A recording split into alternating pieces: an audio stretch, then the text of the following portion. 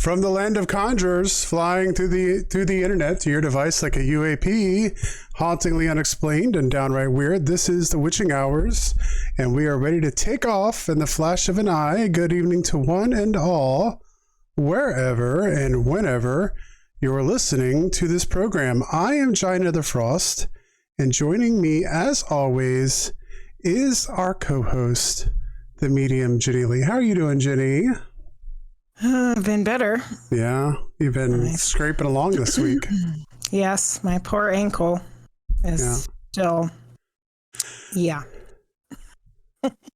I have to say, I think if there's anything to take out of this, it's that we've been married for 20 years. We've been together for much longer than that.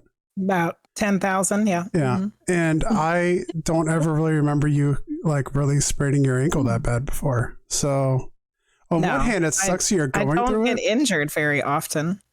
Yeah. Yeah. So it sucks that you're going through it and you have to deal with it. But you've been kind of lucky I have been very lucky. You haven't had that happen before. So knocking on wood. It's getting a little bit better every day, I guess, right? Yes. Right now, my goal for you, because that's what really matters here, is me. I think that we're Frosty. I think we're frozen on the screen. Oh, are we? Yeah, we both look nice though. Oh, okay. Well, I don't know what's going on there or why that's happening. No, we're fine on my side. We're good on me. Are you? We're good on our end. Maybe I paused That's it. you. That's what happened. I just paused it. Instead of muting. I think we are still going to be good to go for next weekend in our trip to Lake Shawnee. Yes. That's why I'm trying to rest as much as possible, because I have 17 hours of traipsing through a haunted abandoned amusement park. In the dark with a bum ankle. Yeah. So wish us luck, everybody. Wish us luck. The real scary story will be whether Jenny makes it out with her ankles still intact or not. Yeah. So. Luckily, I'll have you and the Wanderer who can carry me around. Hi, CMC. Hi, Hoaxsters. You're welcome in, everyone. We have a great show for you tonight. We have Tim Kelly on. We're going to have a lot of things. So many things to talk about. To discuss tonight. So, I don't even know where to start. Yeah, we'll get to that. But first, we must start with... Yeah, we're going to go ahead and get started.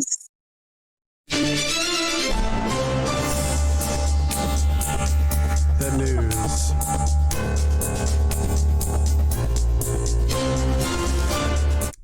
All right, so a couple weeks ago, we had a new Bigfoot story up, one that was found in Colorado, and today we have a Bigfoot photographed watching a man in Virginia.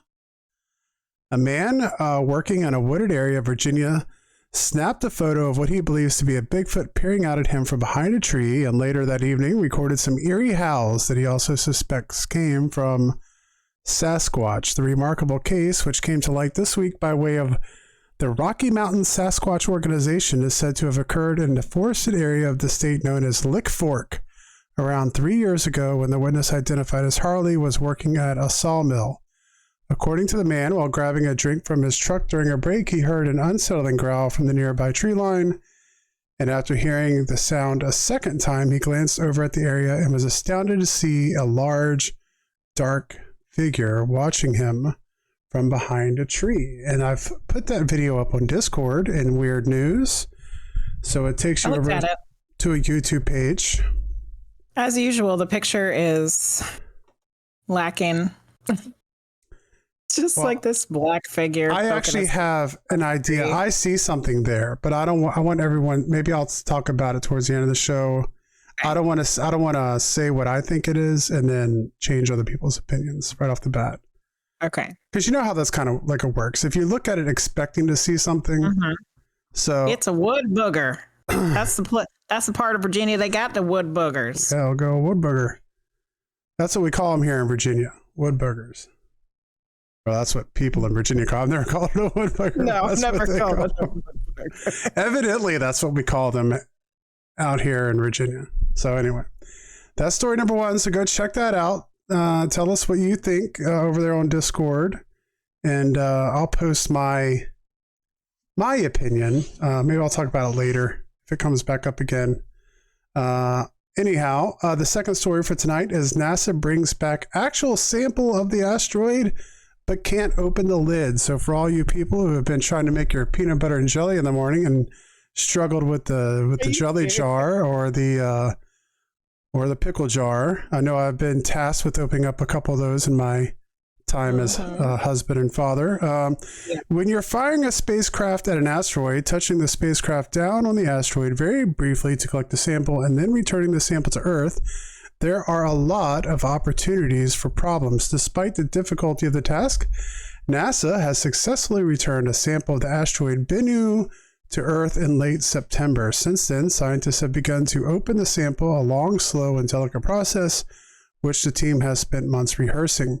Unfortunately, they have now hit a little snag. They cannot open the touch-and-go sample acquisition mechanism to access a lot of the sample. In the last week, Does it have like a button on it where if you accidentally push it, it detonates or something? Yeah, there we go. Is this, well, there actually is a little bit of something like that. So, is this Inspector Gadget or something? In the last week, the team at NASA's Johnson Space Center in Houston changed its approach to opening the TAG SCAM head, which contained the bulk of the rocks and dust collected by the spacecraft in 2020. After multiple attempts at removal, the team discovered 2 of the 35 fasteners on the TAG SAM head could not be removed with the current tools approved for use that they had. This may sound like a small problem, but the problem is that any tools used by a team must be able to fit inside the glove box, which flows nitrogen in order to keep the samples pristine and free from contamination by your own atmosphere. As such, teams need to figure out how to access the samples using tools available to them or new tools that fit inside the glove box that will not compromise the samples during collection. They've been trying to open it for 2 months. So they plan in the next few weeks to try new techniques and developing new techniques to open the fasteners while processing the samples they have already removed. How frustrating is that to be on that team? To wait since 2020 to get this thing back with all these cool samples in it that you're going to spend probably years studying. Well, they do have some samples. You can't get the damn thing open. Yeah, they do have quite a bit of stuff they were able to get out of it. It's just one of the compartments that they can't get to. So they have some work to do with some analysis and stuff like that while they're waiting. That's a terrible hurry up and wait situation. Yeah. And story number 3 for tonight is woman who has daily alien encounters says blue-skinned creatures are testing the waters. A woman says that she is having daily encounters with aliens after she spotted her first UFO during lockdown. Lily Nova, 29, said that she took up astrophotography out of boredom and made her first sighting in November, followed by another a short while later, and things ramped up from there.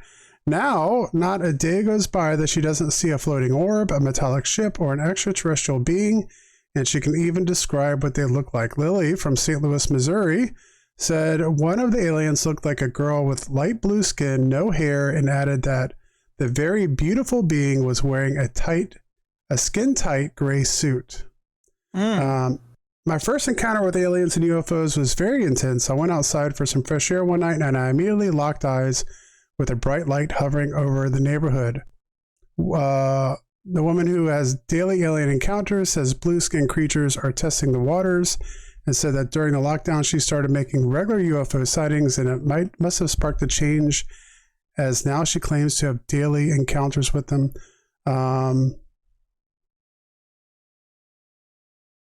It's very interesting because last week we had a channeling from blue-skinned aliens. Well, that's one of the reasons this one caught my eye. She also says she's seen other groups with light blonde hair and glowing skin and bright blue eyes. She said, I believe they send images of themselves to me through telepathy. I think they are easing me into introduction, as it would be such a shocking experience for any human to have an alien walk up to you. Lily believes that they are testing waters with her first, and after her shocking encounter, she says they were motioning towards her and they know that she was recording. Lily now believes that she can invite these experiences with aliens. So basically, she says that she knows that she can contact them essentially whenever she wants to now. So there we go. Aliens, Bigfoot, and a stuck jar lid. And Doesn't get much better than that for the weird news. that's the weird news. Can't get better than that. Bigfoot, aliens, and a jar full of rocks.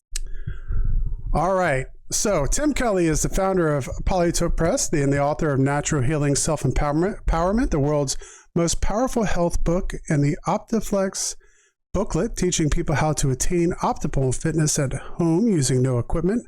Additionally, he has written the history text Hidden History of Humanity, revealing sweeping new insights from Atlantis to the present, as well as designing a three-dimensional periodic table, developing purposeful conformation theory to explain the origins of species, and writing articles promoting the technology to enable independent homesteads, plus the ideal production system, the template economy. He has also written multiple novels, including The Math Wizard, which attempts to reverse engineer the 7-step path to enlightenment once offered in Atlantis. Please welcome to the show, Tim Kelly. Welcome to the show, Tim. Thanks for having me. It's great to have you on, and I guess we should get started. Well, I typically say at the beginning, but here I want to kind of talk about. I want to start off with the text you had written, "Hidden History of Humanity." What kind of provoked you to get to write this book? Well, I had been doing historical research my entire life. I had always known that I wanted to become a writer. I was planning on writing fiction primarily, but because verisimilitude is very important to me, I always felt like fiction that had no historical or real basis was never going to be as valuable as fiction that did have some kind of basis in reality, because I feel like you learn more. In many ways, you can actually concentrate your learning in fiction more than you can with history, because in real life, consider the history of a nation. You could have a significant event one year and then maybe not have a major significant event for another 5 years. But in fiction, you can have one significant event after another. So I had done a lot of this historical research, and it clearly began to indicate that the history that I was learning was not lining up with what the history that I was seeing presented on the news. There was a great divergence. And as time went by, the gaps got greater and greater. About 20 years ago, my research began to significantly diverge from known understandings of reality, and that just began to grow greater and greater.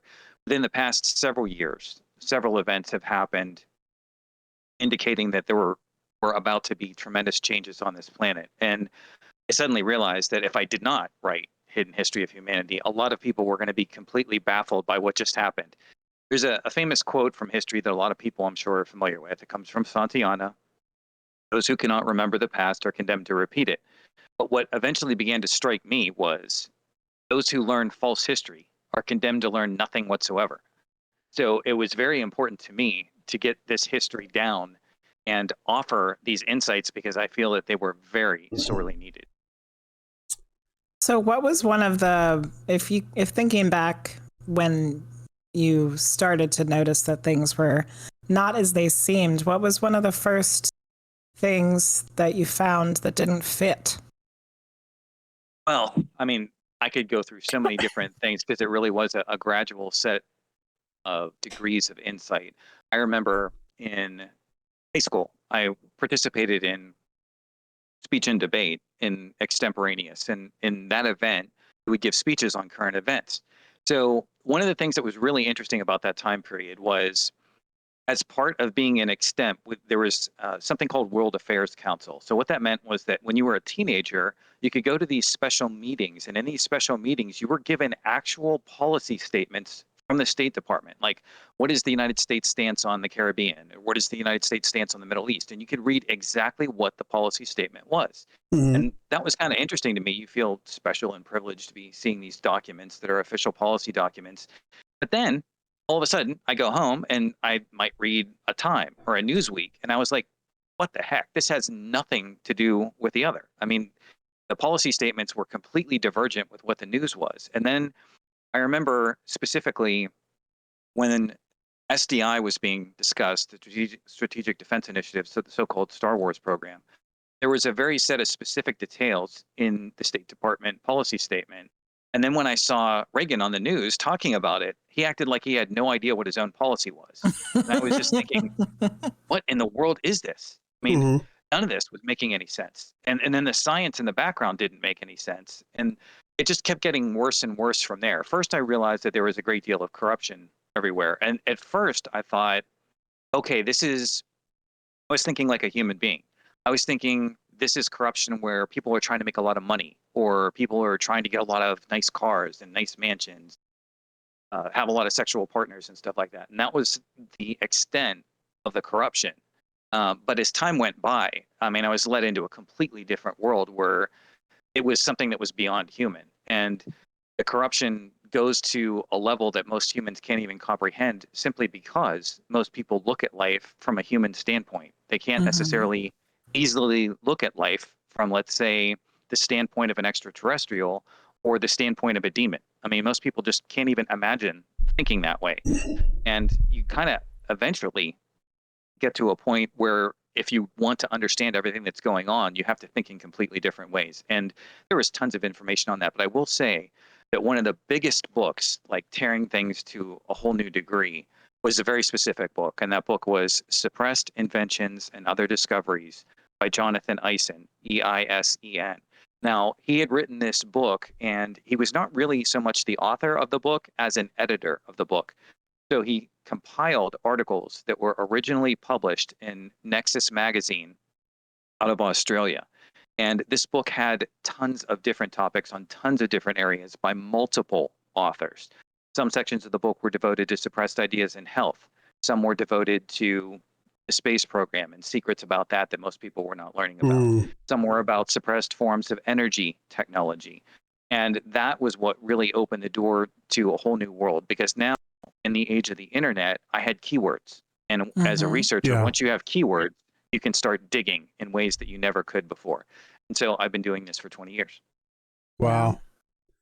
Do you so through any of this? We're talking about suppressed information that specifically there. Have you delved into any of your research with any topics of like forbidden archaeology? Oh yes, absolutely. Okay, because I know that's something that's been a hot topic lately. Obviously, there's been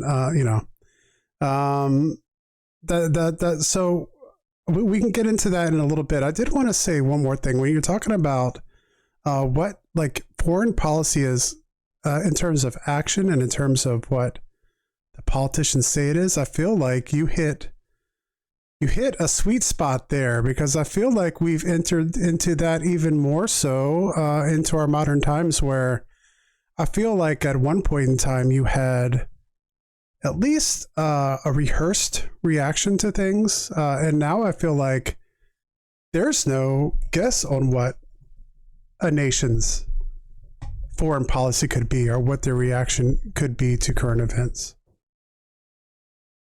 This is true, but again, this just goes very, very deep. So I think maybe in terms of presenting my information, I can do what I usually do, which is to start off with my background in hidden history of humanity that sort of sets the stage for the story from the ancient past, which leads right up to the present.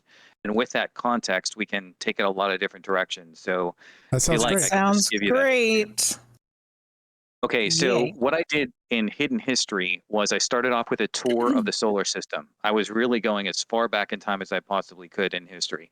So when I went through this tour of the solar system, I first have a paradigm for what a normal solar system should be like. And then I examine what our solar system actually looks like. And what you see is that our solar system apparently looks as if it's completely wrecked. So once you have that insight, why is our solar system wrecked? What possible explanation could there be for our solar system being wrecked? You could explore natural phenomenon, whatever those might be in physics, that would explain the wrecking of a solar system. And you just go through the evidence and see what conclusion is best supported.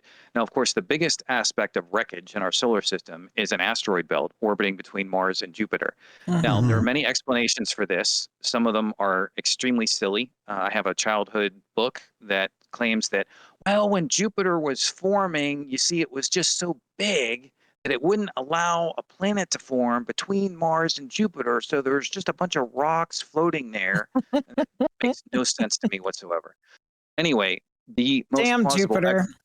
the most plausible explanation when you look at all the evidence is quite simple. That there was once a planet between Mars and Jupiter, that it exploded, Yes. and it did not explode in a uniform way at all. It did not have a debris scatter evenly outward and inward. Most of the debris went outward. And as for the question of why the next planets after Mars are gas giants, the next four, most plausible explanation is they suffered impacts from the exploding planet that turned them into gas giants, that they were not at all naturally gas giants. Also, the That distribution would of make moons. so much sense. Yes, the Yes. moons too. You have to look at the moon distribution. This is something I sometimes do for amusement, but I'll do this with you guys as a pop quiz. So, Jupiter, how many moons do you think Jupiter has latest count? Jupiter has a shit ton of moons. Yeah, I want to say that's my maybe like number. Shit ton. 27, I'll say. 92. Oh, wow. Wow. 92 is the latest count. Okay, Okay. so we have to have some kind of physics explanation for why in the world does Jupiter have 92 moons and then other planets do not? And again, the exploded planet hypothesis makes the most sense.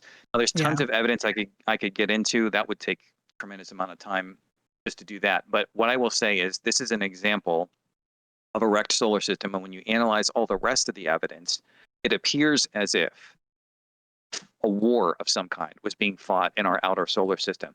Now, as for pinpointing the time when the war took place, there's a scientist by the name of Dr. Tom Van Flandern who determined by his best theory matching all the evidence that the planet exploded approximately 3.2 million years ago. So once he had that data, which aligned with a lot of phenomena in the solar system, he then looked to the geological record on Earth to see what the geological layer at 3.2 million years would show. And if they corresponded, he was going to be really happy. Unfortunately, they didn't correspond. And it seemed that the closest match to what he saw in outer space was the layer at 65 million years ago, which is the time when most people think that the dinosaurs disappeared. So at that point, he was kind of confused and not sure where to go. And so he vacillated for a while and he hesitated, and eventually he sort of backed down from his own theory just because he felt like, well, if the geological record is not backing me, maybe I shouldn't be pushing so hard. However, other authors such as Joseph Farrell and myself happen to think that the geologists are royally messed up in their understanding of time. And that if you change your premises just slightly in very reasonable ways, you would instead come to the following conclusion: that the geological layer at 65 million years ago matches the event at 3.2 million years ago if you understand that the geologists are royally messed up. In other words, what we think of as happening at 65 million years ago probably did happen 3.2 million years ago. In other words, the dinosaurs may have only become extinct 3.2 million years ago. So this completely changes the timeline. So once we have that, though, we next turn to paleontology, which is the study of old bones. And the theory there is that our specific species, Homo sapiens, probably didn't come to exist until approximately 200,000 to 300,000 years ago. So if that's the case, we didn't have the intelligence to be out in the solar system 3.2 million years ago. Somebody else was out there. Who was out there? So then we start trying to figure that part of the mystery out. Now, in congressional testimony, which some people may have heard, an official testified that 57 different life forms from other worlds have been cataloged. So now suddenly we have at least a few candidates for who may have been involved in what was going on in the outer solar system. Was that, sorry to interrupt, but was that Mr. Grush in the latest subcommittee hearings, or do you know who that was from? I don't know his specific name, but I wouldn't say that it was recent. I think this testimony is several years old at this point. It is linked in my book. I can send you a link later if you want. I was curious because they were talking about that in that subcommittee hearing on UAPs. And I know they have a name, actually an Air Force intelligence officer who was saying that, the government had captured biologics and all those kinds of things. So I was just curious if that was connected with that. But I have a question too before we move away from the solar system there. So when we're talking about the asteroid belt, do you have any anything that you've looked at in your research in terms of the dwarf planet Ceres there? Do you think that that is the remains of the planet that was there, or have you looked at that at all? Okay, wait a minute. Just want to make sure I understand the question. Mhm. In relation to the asteroid belt, do I think that that was a planet? Yes, I do, for sure. Yeah, and have you specifically been able to make any assertions about Ceres, the dwarf planet that's in the belt there? Do you think that's like have you come to any findings about that? No, nothing Okay. specific on that. Because that was really interesting when they sent the probe. Well, I don't know how long ago that's been now. Maybe 6 or 7. It could be. Time moves by so much faster once you start getting older. But it seems like it was just a few years ago. It might be longer. But there were some interesting things when they took pictures of Ceres, which is a dwarf planet there in the asteroid belt.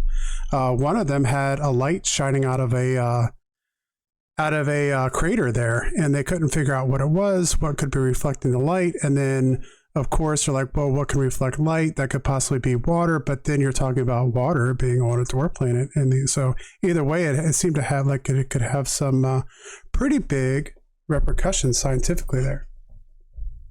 Yes, I mean, one of the things I can say, and I don't want to get too far into this because some of these sources can't be cross-checked, and Yeah. you never know what you're getting into when you mention some of these sources. There are any number of people, you may have come across them in your own research if you're into this arena. There are different claims that have been made by different individuals saying that they were involved in a space program that is not known to the public, and that they have been out in the solar system, and that they have visited other planets, including people who claim to have been visiting planets inside the asteroid belt, that they've gone inside them, that they're engineered, that there's tunnels, there's whole elaborate stories I could get into about what those people supposedly saw. But yes, I mean, there are definitely stories along those lines. I think for now, as I'm going over the presentation, I'm trying to stick with the things I have the most evidence to back up, as opposed to going off down some of the rabbit holes for which I have less evidence, and I'd just be citing a story which one individual is claiming. Yeah, and that's great. And I just wanted to bring it up because we're talking about that, and I think NASA itself, after seeing that probe there, I think if anything leaves a little credence to some of the things you're talking about there. So go ahead and continue. Okay, so if again it was not humanity that was out in the solar system, then who was? So then I take a closer look at history on Earth. And eventually I'm led, and I certainly never make any effort to say I know all the aliens in the universe. That's crazy. I was just focusing on which beings not from Earth played the greatest role in Earth history. This led to what I call 3 demonstrable superpowers. And 2 of those superpowers are especially interesting given the fact that your opening seemed to be mentioning 2 of them. But in any case, the 3 superpowers were as follows. The first, I would say, hails from the Pleiades and stood about 10 or 12 feet tall, with blonde or gold hair, fair skin, blue eyes. And they are sometimes referred to as Nordics. I'm going to use the vocabulary that's in my research. I just heard somebody doing a podcast not that long ago, and they were flipping out over vocabulary, and they were like, you can't possibly equate Nordics with Pleiadians. There's a distinction between the 2. I'm just going by the words that were in my research and in my citation, so please try not to flip out on me for my vocabulary. I won't. At this point. Okay, thank you. I won't yell so at then you, Tim. It's okay.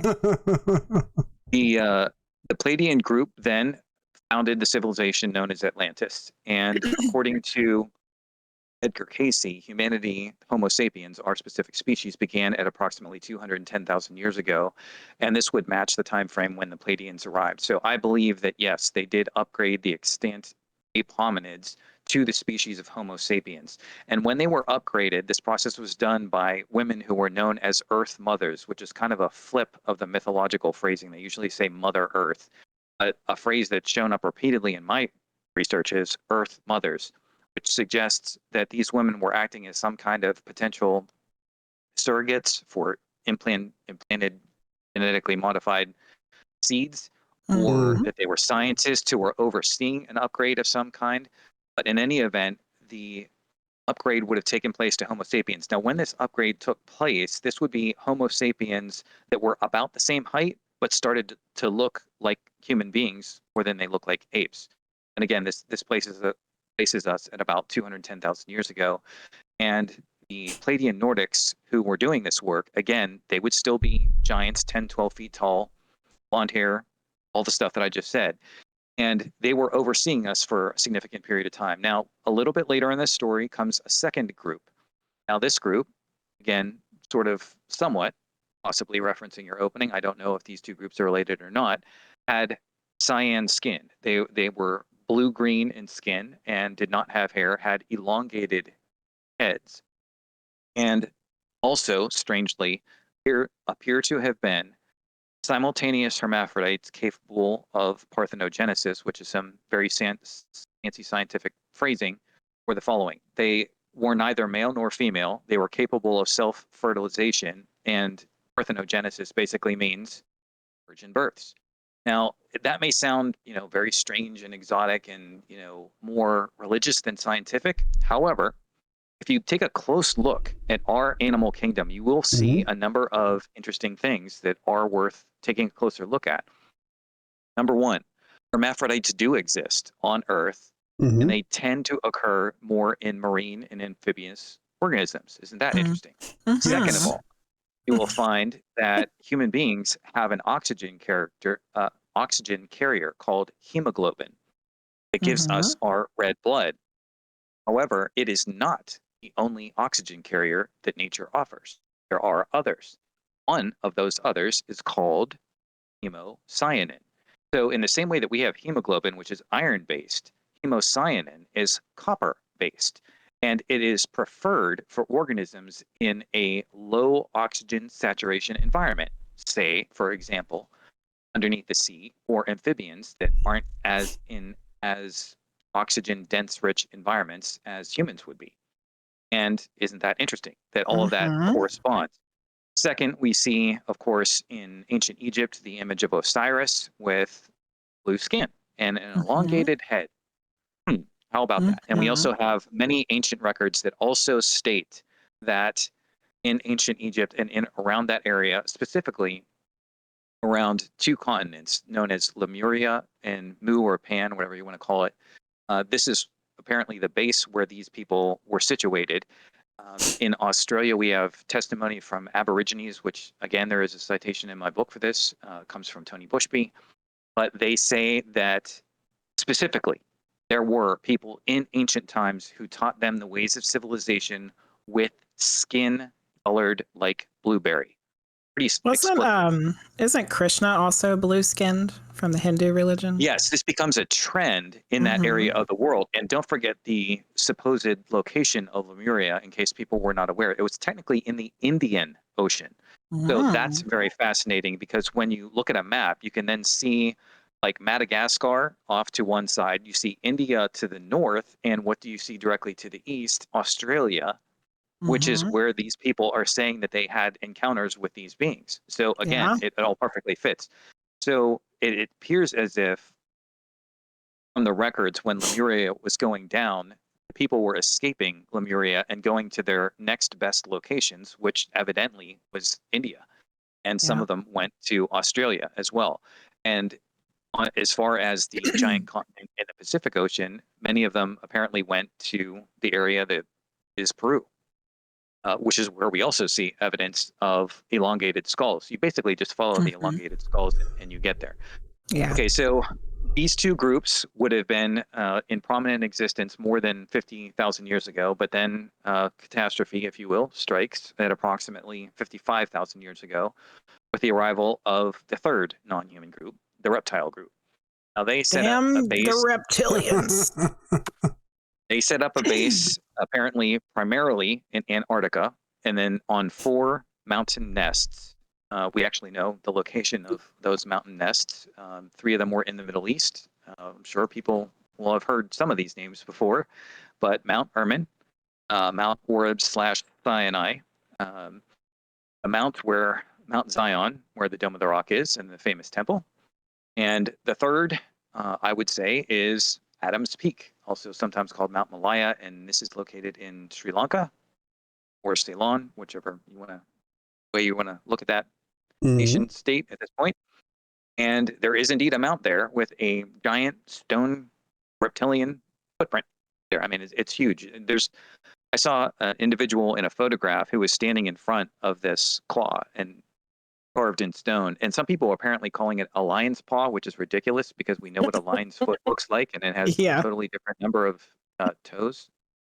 So it makes no sense whatsoever to call that a lion's paw. But in any case, these were their primary bases of operations. And if you begin to look more closely at everything, you will see things falling into a pattern, which is that the Pleiadians were extremely positive and that they came here largely to enlighten us. And the reptilians were the opposite. They were here to conquer.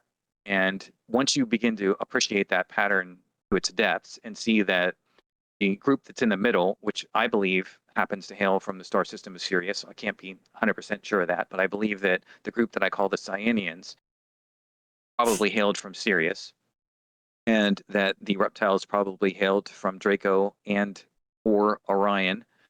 And these Cyanians were caught in the crossfire between the Pleiadians and the reptiles. And the Pleiadians apparently were hoping that they could enlighten us by engineering us to intelligence, because without intelligence, we really weren't going to be able to defend ourselves. So this initial upgrade took place at about 210,000 years ago, but now we have to fast forward to some of the stranger events that take place. Now, I believe that, as all evidence shows, the full-blood reptiles were not able to survive on the surface of the Earth. It was too uncomfortable for them. They couldn't stand ultraviolet light. They couldn't stand life on the surface at all. But they did want to control the surface as much as possible. So they did what they could to control things from underground. Now, the evidence begins to suggest that they loved volcanoes and forming geothermal reactors. That was probably the basis of their civilization. Great for them when they're underground. Some people may say, well, geez, if they don't like cold, why in the world would they go to Antarctica? The evidence apparently shows, number one, that Antarctica is not as cold as everyone thinks it is in all the areas. And two, there are apparently 138 volcanoes that have been discovered in Antarctica. So in other words, it would have been a paradise for them. Perfect place for them to exist without anyone else being around them. It also appears to me that one of the most plausible explanations for the advent of those called the Nephilim was the abduction of Cyanians and the genetic hybridization of reptiles with Cyanians and possibly with Pleiadians to create a brand new hybrid that then becomes the Nephilim. So why would I say that? So the research on the Nephilim suggests that they had 6 fingers. It appears as if the Cyanians had 6 fingers. It appears as if the Pleiadians had 5 fingers. So the 6 fingers, the reptiles apparently originally started off with 3 fingers. So if we see a reptile hybrid with 6 fingers, we have to ask ourselves, where did the 6 fingers come from? Most plausible explanation, hybridization with Cyanians. But then we see beards on a lot of these Nephilim creatures, and beards, of course, imply hair. Then if you have hair, where would amphibians get hair from? Probably suggests an additional hybridization with Pleiadians. I personally tie this into the story of Pandora's box, because when I look at Pandora's box, if you take the box and you translate that as womb, okay, look at releasing all the troubles of the world through Pandora's box. I'm thinking that was a code for the hybridization that went on. And I found many other similar codes in the process. But the next major event in the timeline that I wanted to get to as part of this background story takes place at about 30,000 BC. Now, our accounts of Atlantis are largely understood from the dialogues of Plato, and I've heard all kinds of silly statements about Plato. One I've heard, and this is a very popular idea, it was just an allegory. That's not at all what Plato said. If you read through the dialogue, he said, I'm telling you history, okay? He doesn't say anything about an allegory. And then I've heard Atlantis was everywhere. Atlantis was on Mars. Atlantis was in the South Pole. Atlantis People do say it's all over the place, yeah. Yeah. Okay, but the evidence does actually show that Atlantis was exactly where Plato said it was. And there's tons of evidence to go over. So first of all, Plato, again, was talking about actual recorded history. There's another individual, Crantor, Krantor. You can look him up. He went to Egypt. He found the same story that Plato described inscribed on the columns in Egypt. Now, my research shows that what was in Egypt, especially the Great Pyramid, was indeed an Atlantean legacy site. So that information was cross-referenced Diodorus of Sicily, one of my favorite ancient historians, also mentioned the ties to Atlantis as well. So this story cross-checks in multiple ways. It cross-checks genetically, from animal evidence, oceanographic evidence, technological evidence. I mean, I can go over every imaginable form of evidence and show that Atlantis it was exactly where people said it was, as Plato said it was, in the Atlantic Ocean. One of the most significant thoughts I would like to share with people, because this is one of the biggest things that comes out of my research. If you take a cube and insert it into a sphere, it will touch the sphere at very specific points. People might be familiar with Richard Hoagland trying to do something similar with a tetrahedron and inserting that in a sphere. But if you take a cube and insert it in a sphere, if you look at the point where one of the corners touches the surface of the Earth, that is exactly where the Great Pyramid in Egypt is located. Okay.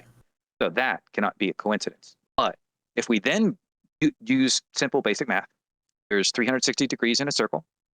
So we can go 90 degrees because 3 times or 4 times 90 equals 360. So if we go exactly 90 degrees west on a map, and then again, just pull up an atlas, pull up a globe, pull up a Google map, whatever you want to do. Go exactly 90 degrees west of Giza, and guess where you hit? Bermuda Triangle. Mm.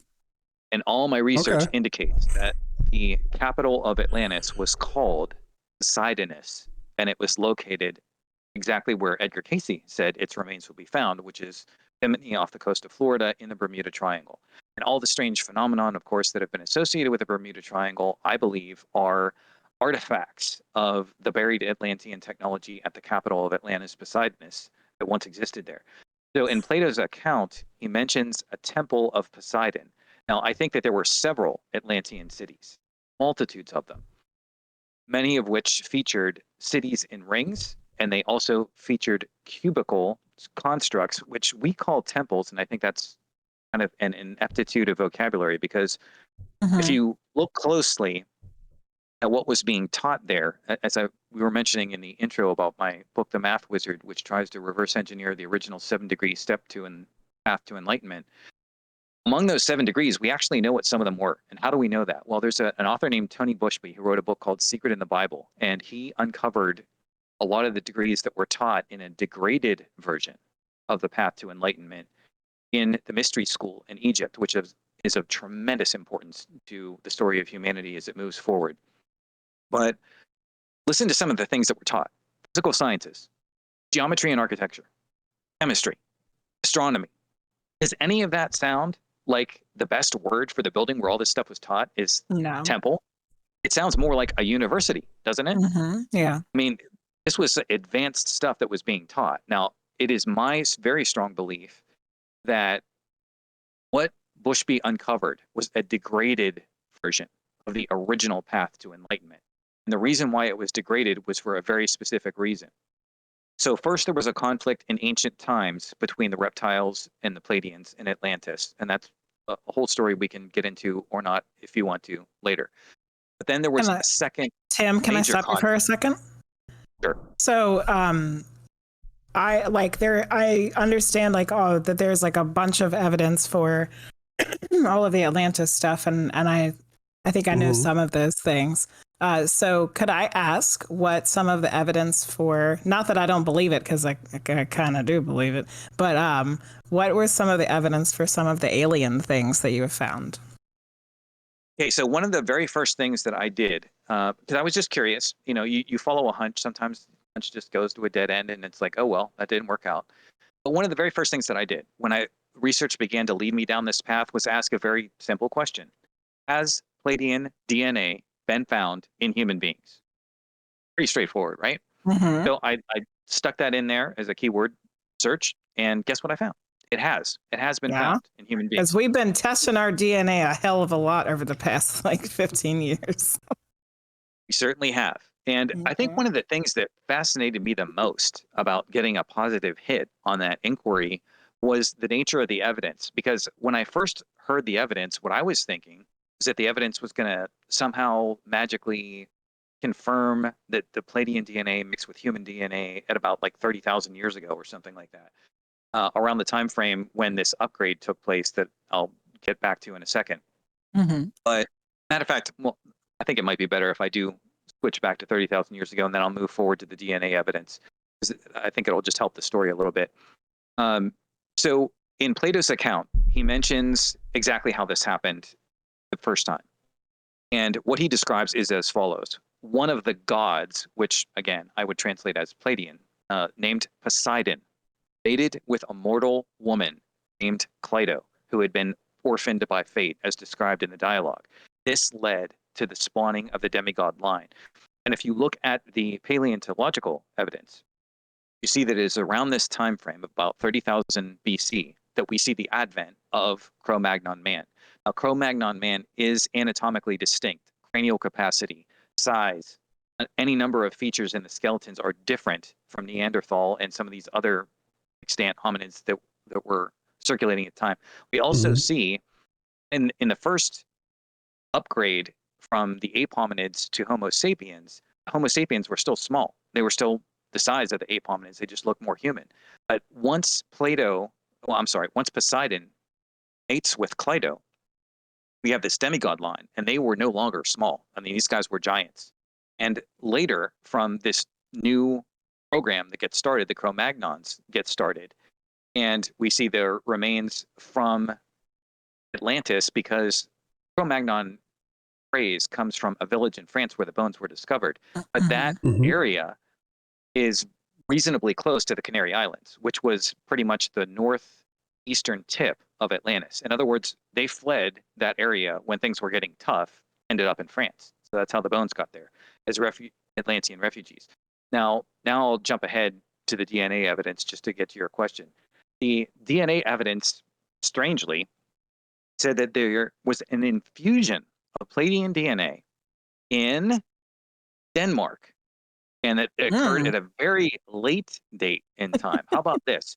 2000 Oh, you mean the BC. Nordics? Yep. Yeah. The very group. A frost giant might relate well Yeah. to that, especially one who's interested in runes. Yeah. In any case, what we find as to what happened in that story, this is what was most fascinating to me about all of this. When I first plugged that question in and got the answer back that supposedly Pleiadian DNA had been found infused into Denmark at approximately 2000 BC, the article concludes with a statement of, no one has any idea how that DNA got there. And so as I'm doing research, that's something I just set aside. I just file that away. That's what you do when you do research. You know, sometimes things fit a theory, sometimes they don't. You just set them aside and see if you can find an explanation for it later. Yeah. Lo and behold, much later, I think it was like a year or two later, I actually found an explanation for how that DNA got there. Because when I first heard that, I'm thinking, I don't know, did UFOs fly over and somebody dropped down and, mingled and left, or what happened? But part of the amazing story that I uncovered was that after the fall of Atlantis, which did occur, again, Plato speaking accurately, not allegorically, not with a math error, did occur somewhere between 11,500 and 9,600 BC. Long after that time period, apparently, some people came up from beneath the sea and started a brand new major Atlantean colony. Now, there have been several Atlantean colonies, but most of those were the Eastern Atlanteans, or the Aryans, because Atlantis was once a whole continent, and then it kept getting busted up into smaller and smaller pieces. So first it was whole, then it was in 3 pieces called Poseida, Aryan, and Og, and then it split even further into more islands and pieces. But most of the refugees fleeing Atlantis were from Eastern Atlantis, and they went into the west side of Africa. They went into Europe, into France and Spain, and of course they went into the Mediterranean basin, where eventually they ended up in that Levant area. So most of those were Aryans. That is really interesting. I can go into a lot. You're actually hitting on something I've had quite a bit of personal conversations about there but one specifically, when you're talking about the Levant area and going back to the Phoenicians, there's a whole myth there about the sea people that arrived there. Do you know any connection with that? Oh my goodness. I could talk just for hours on that one subject, but that's exactly what I'm getting to. Okay. So apparently most of these refugees from, let's say, the 25,000 BC time frame to, let's say, I don't know, 5,000 BC or something like that. Most of those were the Aryans from Eastern Atlantis. But this new infusion that occurs is apparently a Posidonian infusion. And what I mean by a Posidonian infusion was these were people from Western Atlantis, the capital, who came and from beneath the sea and set up a new colony, which actually is recorded in history by historians like Diodorus of Sicily. And he talks very openly about it. It was called Basileia, and it was situated in the North Sea. And unbelievably, I found this extraordinary convergence of evidence. There's 3 different books. All you have to do is read the same books that I read, and you will see this amazing convergence of history. So these 3 different books are, one is from a gentleman by the name of Jürgen Spaneth, and he thinks he's solved the whole mystery of Atlantis. I think he's getting a little too excited about himself, but he does have some spectacular evidence, and I do encourage people to read it anyway, even though he does get carried away. Another book is called the Oerlinda Book. Now, I had not even heard about this book until I was doing all this research, but this is an ancient book. It was translated through multiple languages, through multiple generations. It actually gives years and dates for ancient times. And it talks about this colony in the North Sea called Basileia going underneath the sea, just like Atlantis itself did, in 2193 BC. So these sea peoples that you're referencing, these were Posidonians who had apparently come up from beneath the sea, had settled on Basileia until it sank in 2193 BC, and the colonists were forced to flee to the next area where they could find a home. And where were those areas? Basically, Denmark, Holland, Germany, and eventually they would end up in Scandinavia. So the Oerlinda book goes into, you can actually get this book, by the way, as a download. Just search for it. OERA is the first word, and the second word is LINDA, and the final BOEK.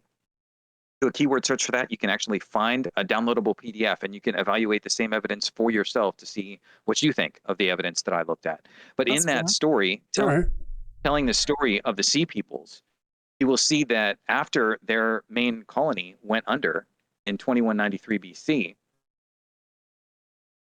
they started going south, and they started these raids going down the European coast until they got to the Mediterranean basin. And then they started invading the Mediterranean basin. And eventually, according to the Oerlinda book, they give you a specific date for the founding of Tyre and say that it was actually this rogue group of Atlanteans who founded Tyre, not necessarily the Canaanites, as most people would think. Now, my evidence seems to suggest that the whole Sumer group, which we haven't even covered yet, melded with this other group. These Atlanteans, unfortunately, had very much lost their way by the time of the Sea Peoples. They were bent on conquest. They had almost no idea of their ancient sophisticated technology, but that gets back to the fall of Atlantis itself and how Atlantis had already turned dark before it perished. Mm-hmm. But these Sea Peoples, we can very clearly make the case for the Sea Peoples being Atlanteans in a multitude of ways. Like, for example, with the technology.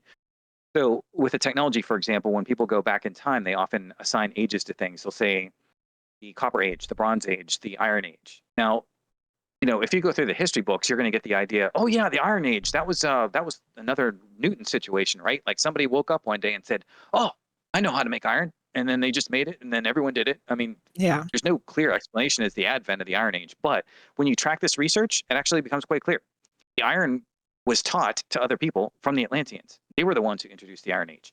They were the ones who had tang swords. They were the ones who had round shields. They were the ones who had a specific type of architecture. Matter of fact, there's a very distinct form of architecture that I found discussions of that confused some historians because I think they struggled with the word and they didn't know how to translate the word. So the word, you can find this word in Wikipedia. It's naviform.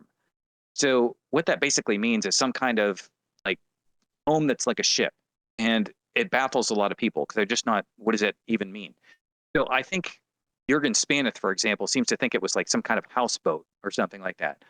But actually, if you look at the research, you will find a very distinct form of architecture that was on land where people were building stone homes that look like ships. And apparently, this was another attribute of the Sea People. I also try to track these different groups through their culture, through their technology, through their architecture. You have to use every clue you can get when you're going through this research because there's not a lot to go by.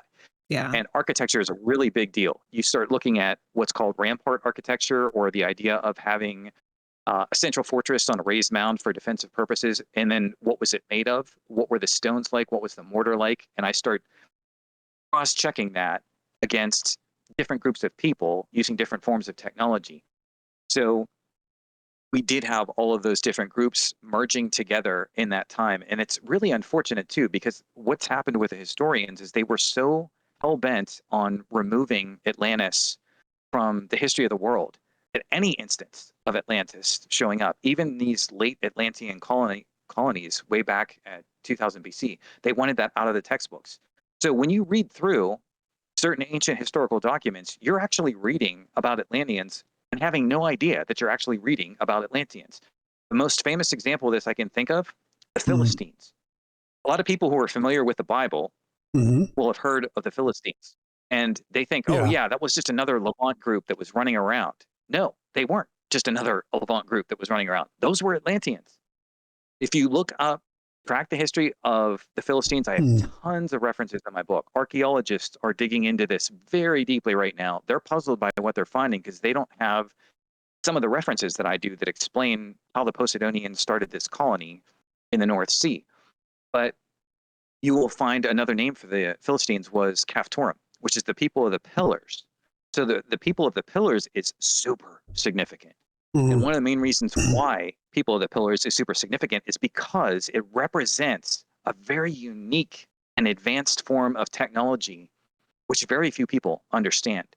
And this technology, and again, this is a topic that is huge in and of itself, gets into an advanced form of tech that human beings only in, let's say, the 20th century were beginning to fully appreciate. During the 20th century, we got all excited about our power systems. And one of our greatest geniuses of the 20th century, Nikola Tesla, was showing us the virtues of working with electricity in a multitude of forms. Now, for most of us, we're familiar with the ideas of direct current electricity or alternating current electricity, how Tesla advocated alternating current electricity and how wonderful it was and all the different things that it could do. But towards the end of his career, Tesla was going in some different directions. And a lot of times these directions are not mentioned because people want us to believe, oh, yeah, Tesla started out really brilliant and then he just went psycho and he started saying a bunch of nonsense and didn't know what he was doing. Well, that's just propaganda from people who don't want us to understand how brilliant he really was. Yeah. He never went crazy. I mean, he was that brilliant. He totally understood what he was doing towards the end of his career. And part of the tech that he was starting to get into the ballpark of, and there's, again, tons of stuff I could say here, but one of the most significant aspects, and mark my words, because this will come to light if humanity survives this current crisis, static electricity. Okay, so what was found, and I have an article, and this, again, the connections can almost give you chills across space and time, but I have an article in my collection from the 1930s, and it talks about what the maximum potential of static electricity is. And what it shows is if you could somehow do it, static electricity would be superior to alternating current electricity. It's just a question of coming up with the right containment units, and the right method of discharging the electricity safely. And as my research actually shows, and others will back me up on this, guess what the Great Pyramid was? Among other things, it was a giant static electricity generator. And it had mastered all the stuff that Tesla was in the ballpark of understanding, and what a certain John Trump scientist reported on in an article in the 1930s in Scientific American about how static electricity, if mastered, would be superior to alternating current electricity. And we see all of those connections. Now, what I found with the static electricity is that it was tied into an ideal lighting system that was focused on pillars of amber. Now, what do we know about amber from the first philosopher Thales? That it was a great attractor of static electricity. In the book that I mentioned from ancient times, the Orelinda book, they mentioned pillars and they mentioned static electricity and they mentioned these lights. Now, these lights are kind of mistranslated. And we know about these lights from mythology, but what we don't seem to catch is the degrading of a technology. So the story here in mythology is the story of a woman called Hestia or Vesta. And she was surrounded by so-called Vestal virgins. And there was a lamp, and she's associated with a hearth, which brings food. Now, if you go through mythologists like Edith Hamilton, they'll say, oh, it was just a fire. That's all it was. It was just the light was a fire. And what they did is they moved from one city to the next. This culture would light a fire, and they would take it to the new city, and they would light a new flame at the new home city so that everyone would have their fire. But what my research shows is that is actually a downgrade of what the original technology was, which was using static electricity to generate full spectrum phosphorescent light. You know what you can do with that? You can grow plants indoors. You can have food year round. This evidently was what the technology was that the Atlanteans used even in this late North Sea colony. And I've uncovered plenty of evidence. You can start looking at things like the Baghdad battery. You can even find that in Wikipedia. But there are tons of pieces of evidence showing that static electricity was known and introduced to some of the degenerate Egyptians who were kind of like taken with it and started playing with it. There's carvings on the stone walls showing them working with static electricity devices where they're generating charge and then carrying that charge one person to another on these portable devices. These portable devices, in some cases, people looked at the device and they saw a handle with a disc at the top, and the typical interpretation was to say, oh, that was a hand mirror. But other scholars who have looked more closely at it show exactly what it was, which was a static electricity collector. And as people were looking through the lenses of their understanding. Static electricity collector. Okay, so I want to take a pause real quick, Tim. Sounded like a pizza cutter to me. That would have been my interpretation. Oh, they were having pizza back then. So I just want for people who have come in after we started, our guest tonight is Tim Kelly. We are talking about some of what he has written about, not all of it, because we have quite the book collection here, but we're talking specifically right now about hidden history of humanity. And I just wanted to let everyone know, if you have a question, you can highlight that, put it in chat. I think we'll probably, if you have any questions about anything we've discussed tonight, feel free to put that in there. I think there's some things that some viewers were wanting to go back over and discuss. And we have the links for everything for Tim pinned to the top of chat.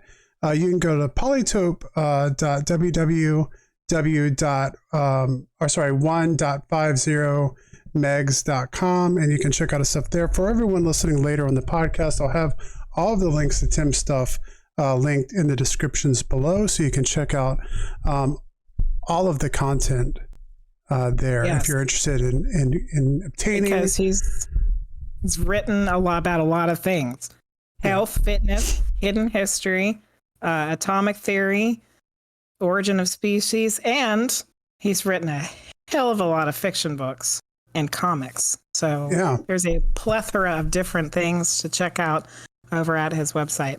So there's Go ahead, Frost. Yeah, so there's a couple of things I wanted to jump back in. So like I said, feel free to leave any questions you have, any questions you want to ask in chat.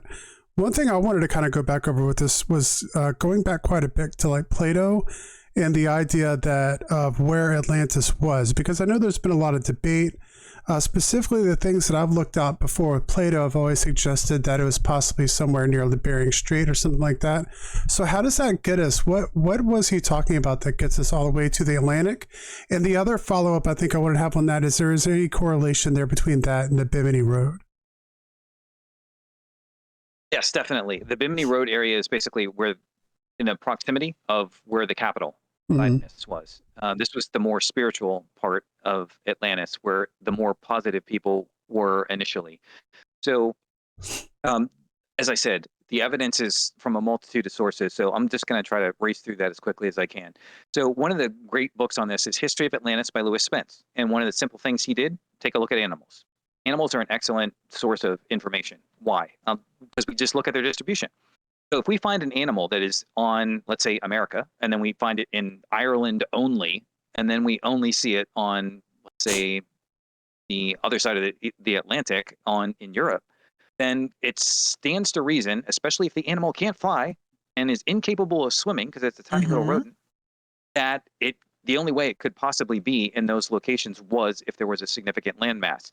So what Spence does is go over all the different animals, proving that there had to have been a landmass that was there. Also, I always kind of feel compelled to mention this. One of the things that intellectuals love to do is make fun of lemmings. Whenever they get into a conversation, they say those stupid lemmings. They always run off the cliff and dive in the sea and go kill themselves. Boy, I can't understand why any animal would be that dumb. Well, guess what? The animals aren't that dumb. The reason why they're doing that is because they're seeking Atlantis. That's where their old breeding ground was. Other animals had that breeding ground in Atlantis too, and birds would set flight to the sea expecting to reach Atlantis because that's where it used to be. So we see that animal distribution. The other major thing, oceanographic evidence. So what happened there? So when they looked underneath the ocean in the area where Atlantis was supposed to be, they found mountains with sharp tips. Now, why is that significant? The reason why it's significant is because of erosion.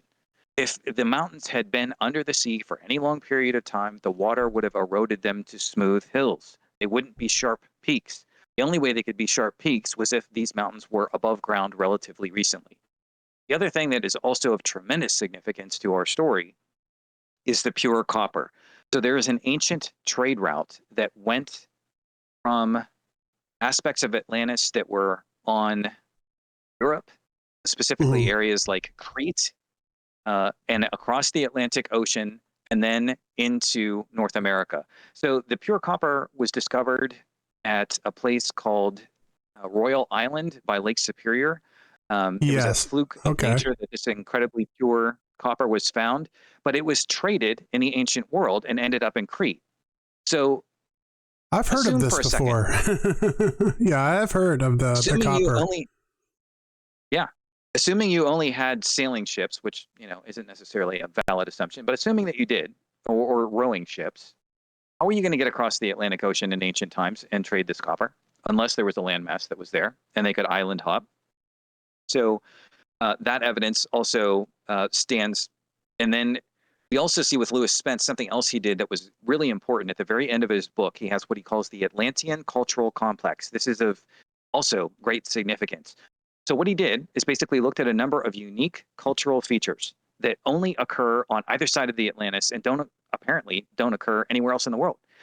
These processes include mummification, something called the couvade, understones, which are triangular shaped stones. And one of the things that I find most interesting, when you first hear these words, it's going to sound as bland as possible, but I can't believe how many connections you can make across space and time with this one simple substance. This substance is called red ochre. Now, what is red ochre? Ochre is an iron-based clay. It sure sounds bland to be talking about red ochre, but if you look at all these burials that took place with red ochre, they occur on either side of the Atlantis, either side of Atlantis on the Atlantic Ocean, and you will find these burials across space and time with specific cultures that were tied to Atlantis. So it appears as if these burials with red ochre began there. You also have the linguistics. I mean, there's countless words that show an Atlantean origin on either side of Atlantis. It becomes clear that one group fled Atlantis to the east and another fled to the west. And we see their terminology. We see the design of cities and rings around bodies of water. I mean, this happened in Mesoamerica. Clearly that this was part of the Atlantean legacy. The other thing that's also very fascinating to me too, which I also feel compelled to bring up, one of my research sources was Elena Wishaw, who talked about in her book, Atlantis in Spain, where the incidents of a number of these people were found. So when you first think of Africa, for example, and you're trying to visualize an African, very few people are going to visualize an African as light-skinned with blonde hair. You're not going to think that a native African would look that way. And yet, what do we find? Right in an area where there was supposedly an Atlantean colony, more people with blonde hair and blue eyes who are Africans. This is recorded in history. It's a mystery. What are they doing there? Why would people in such a hot climate have blonde hair and blue eyes and light skin?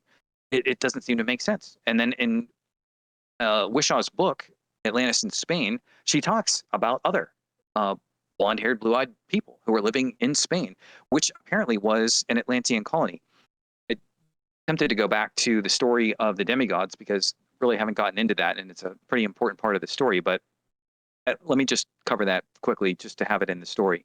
So when Poseidon mated with Cleito, he created this demigod line. This demigod line consisted initially of 10 male twins, 5 sets of twins.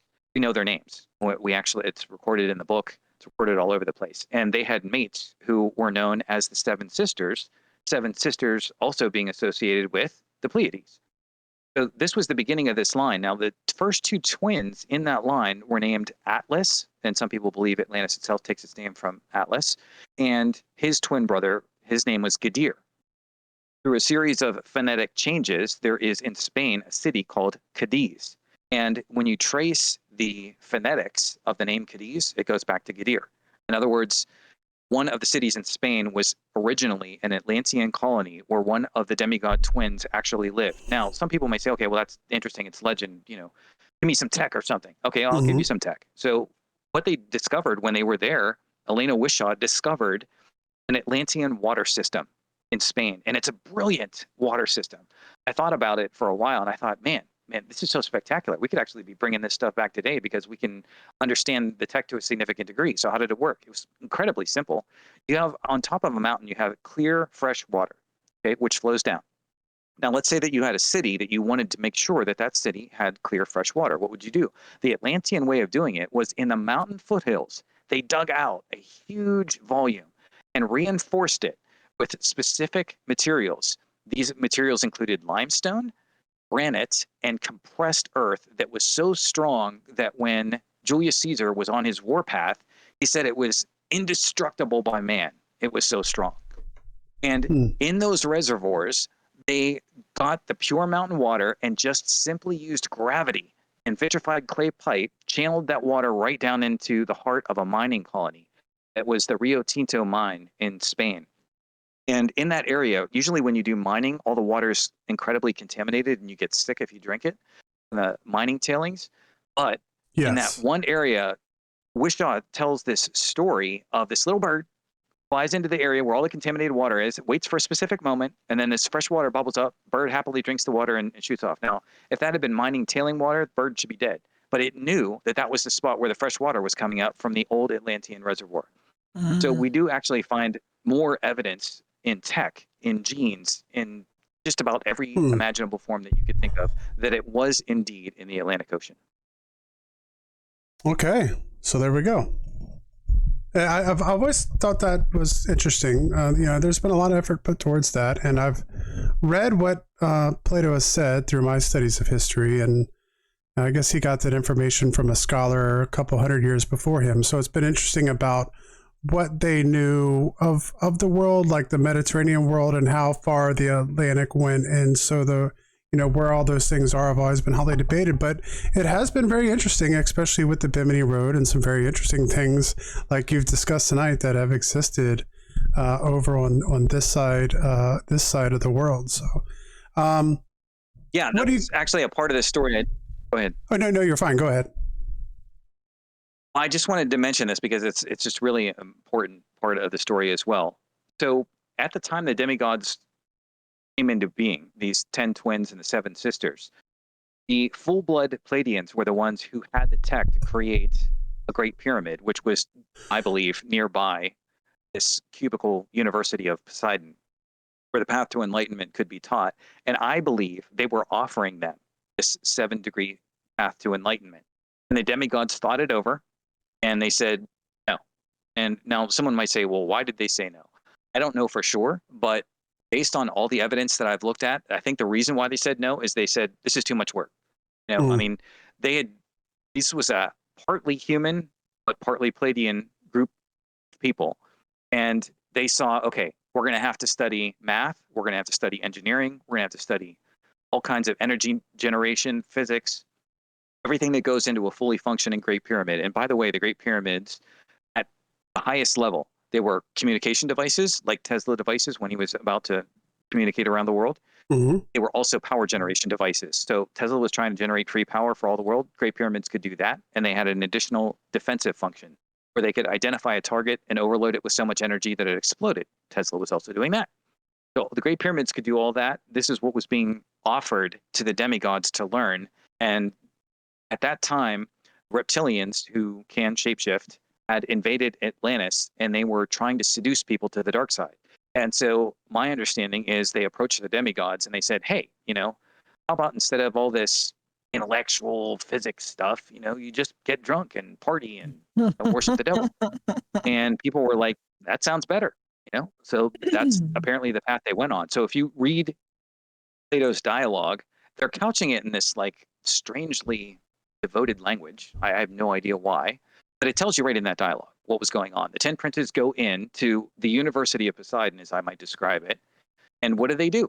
They take in a bull, they sacrifice it, they rip its blood out, they throw it all over these sacred pillars, they burn the bull, they drink the blood. Now, does any of that sound positive to anyone besides me? I just it's positive behavior. That Pretty sounds very sick and gross. twisted. Yeah. Yeah.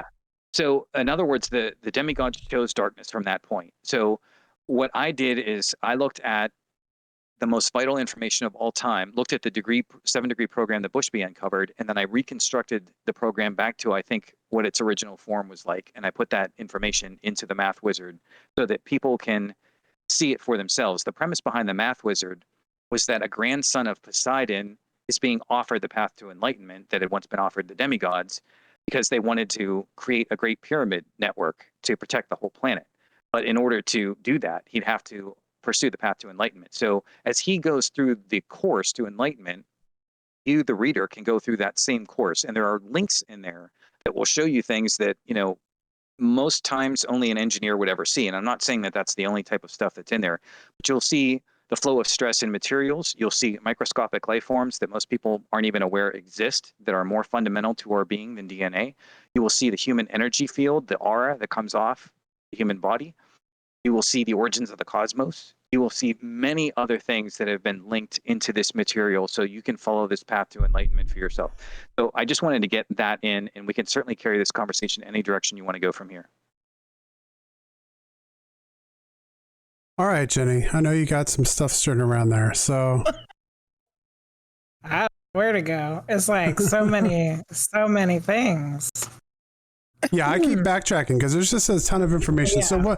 So one thing I'm curious about, we've talked so much about the interactions between aliens and early humans, whether that's Homo sapien or Neanderthal or Cro-Magnon. Have you looked into, and does any of your work discuss any of the stuff done by Zecharia Sitchin and talking about the Anunnaki and that kind of thing? Definitely.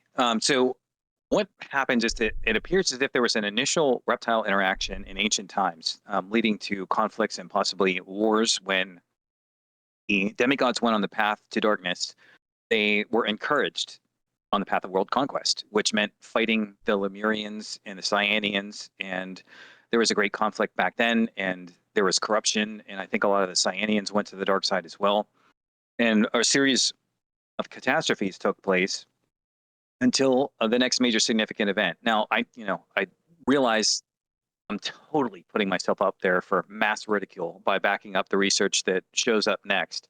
But apparently, the most plausible explanation I could find reinforces the following idea: that prior to the fall of Atlantis, our moon was not there, and that it actually showed up around the time that Atlantis fell, and that it showed up not as a natural phenomenon, but as a reptile space station. I believe that the moon is hollow. I don't think that that is an actual natural body. I think it is a space station, and I even have evidence to back up why that I believe that that is a space station. But in any event, after this moon arrives, there's an article that's linked in my book showing the moon arrival time and geological and geographical evidence trying to back up the claim that the moon arrived relatively recently. There are tribes of humans who say that they knew a time before the moon called the pre-Selenites. But after this moon arrival, this was a second wave of reptiles showing up. And I believe that the planet was royally messed up at the time Atlantis fell due to a comet storm, which is recorded by any number of astronomers around the same time when Atlantis fell. Okay. But after the planet was messed up, they picked their time carefully, and the reptiles decided, okay, now's the time. And so I believe that they came down at approximately 6,000 BC. This would be the so-called Ubaid culture. And they began the process of setting about a more direct world conquest. They went into a swamp in the Levant, and they picked it for a very specific reason. They picked that region because the last remaining of the Great Pyramids, I believe 3 of them had been completed, and 2 of them went down. One was on the continent in the Pacific, the other was in the Atlantean capital, but the last one left was the one that was in Giza. So I believe they picked the area in the Levant as a staging area for a military operation. They went down into the Levant, they drained the swamp, they created these city-states, one of which was Eridu and became the Garden of Eden in the Bible. And because the full-bloods couldn't be on the surface of the earth, they stayed in these mountain nests, primarily Mount Hermon and Mount Oreb Sinai, and they needed pawns who could act on the surface of the earth. That was the whole point of having Nephilim hybrids. So the Nephilim hybrids then became the full-blood pawns, and they began the path of world conquest on behalf of the reptiles. And of course, there was a little bit of a rivalry between the 2 half-brothers, one of which was willing to corrupt humanity a little bit more to reach his ends. And we're paying the price of that conflict to this very day. So we can get into the origins of the Nephilim, which I kind of covered towards the beginning, but there's actually another very significant part of the story, which is maybe more important, and no one ever talks about it really. So maybe I should mention that. In the story of the Bible, there is the story of supposed creation of man. There's the story of Genesis.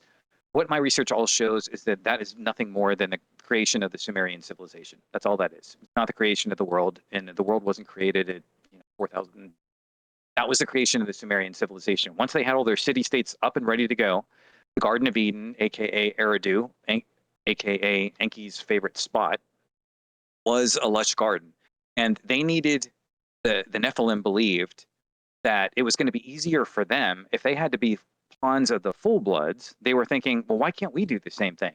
Why don't we create pawns so that we don't have to get our hands dirty?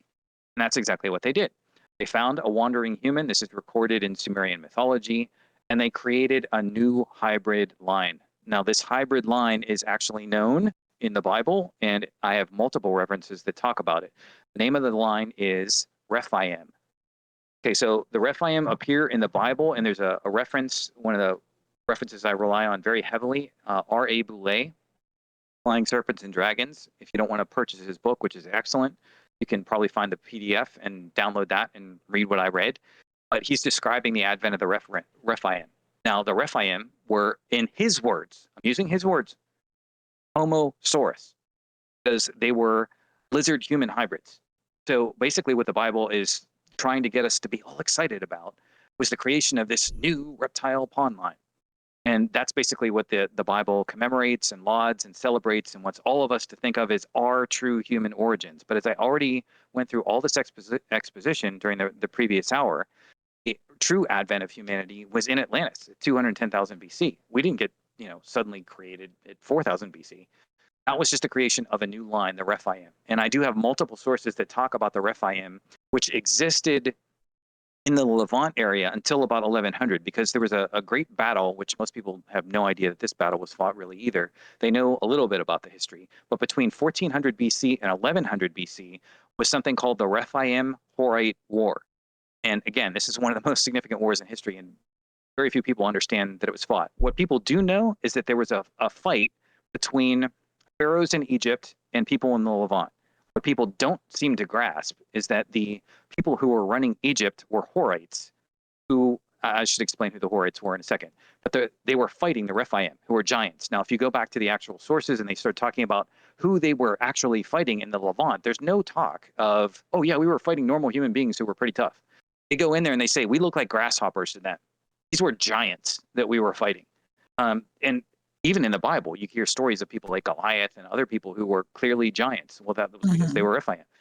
But when that war was over, Rephaim were basically exterminated from the Levant. I mean, there's almost no more historical mention of the Rephaim in that part of the world. Now, the Rephaim, another shocker, did continue to exist in Central, South, and especially North America, where they existed for quite a long time.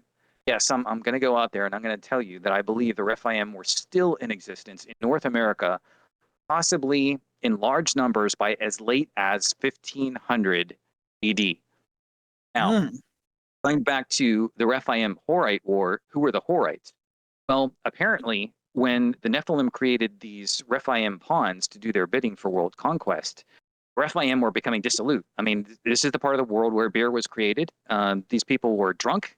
They were cannibals. They would just go out, and so much damage had been caused by the wars that were fought. They were dissolute, unfocused. And eventually there was a decision made, let's go with the Horites. Now, who were the Horites?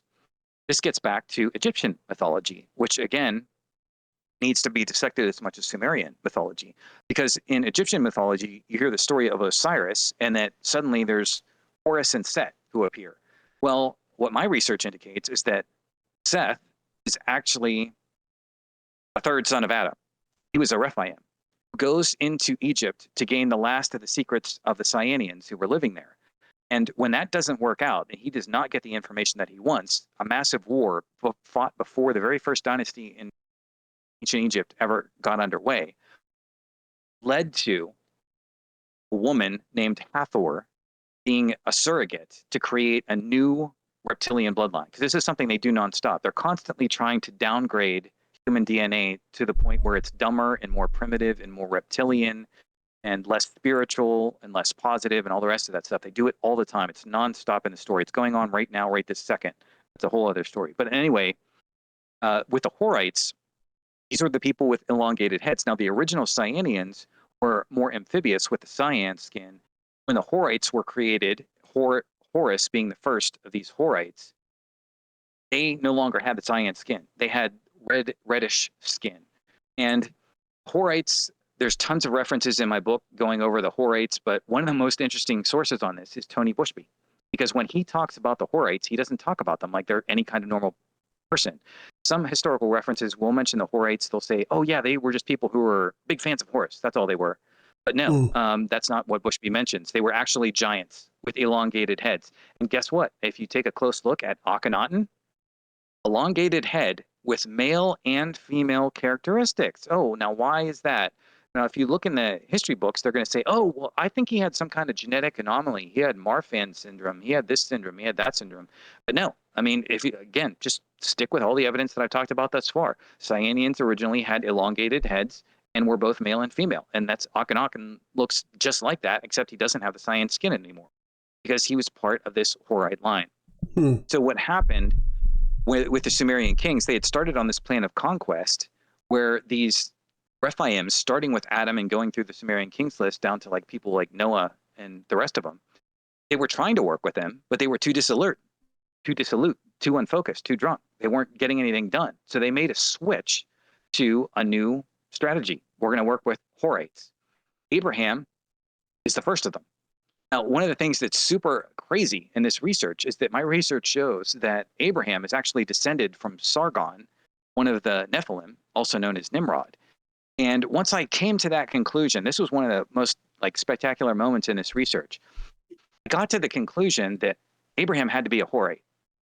And then I thought to myself, well, how could I possibly make this work? If the research now shows quite conclusively that Abraham is in the bloodline of Sargon, who's a Nephilim, the only way that Abraham could possibly be a Horite was if his mother was a Horite.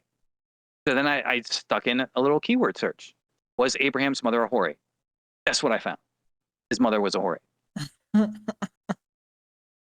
So we know, well, at least from the biblical text, who all the fathers of Abraham are, correct?